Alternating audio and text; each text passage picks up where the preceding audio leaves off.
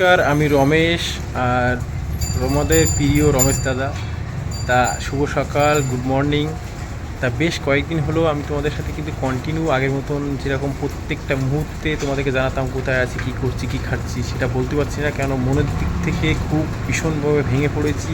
মানসিক একটা দুশ্চিন্তা, টেনশন ঢুকে গেছে। বাট একটু একটু করে সেটাও ঠিক হয়ে যাচ্ছে। এসেছি, বড়ো বড়ো কষ্ট পেয়েছি, বড়ো বড়ো ব্যথা পেয়েছি, বড়ো বড়ো ধ্যাক্কা সহ্য করেছি।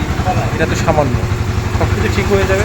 কিন্তু সবচেয়ে বড় জিনিস হলো চারিদিকের আওয়াজ হচ্ছে।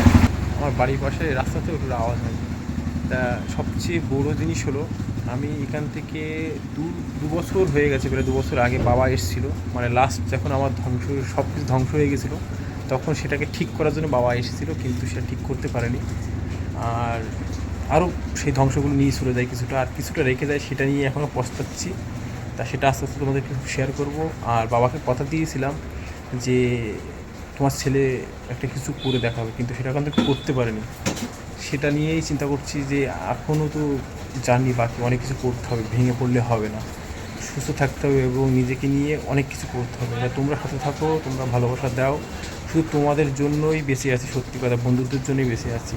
আর চলো, সকাল সকাল যারা ঘুম থেকে উঠে পড়ো আর নিজের কাজে যাও।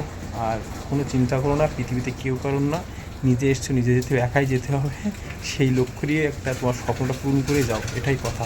চলো বাই, এখন একটু ঘুমাবো, বিশ্রাম করবো, তারপরে আবার দেখা হবে। আর কিছু ভিডিও রেকর্ড করতে হবে, অনেক কাজ বাকি আছে, পরে আবার কথা বলবো। বাই।